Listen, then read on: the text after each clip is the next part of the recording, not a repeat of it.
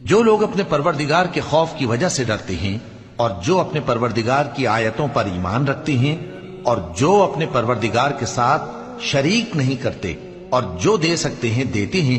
جبکہ ان کے دل اس بات سے ڈرتے رہتے ہیں کہ ان کو اپنے پروردگار کی طرف لوٹ کر جانا ہے، یہی لوگ نیکیوں میں جلدی کرتے ہیں اور یہی ان کے لیے آگے نکل جاتے ہیں۔ اور ہم کسی شخص کو اس کی طاقت سے زیادہ ذمہ دار نہیں بناتے،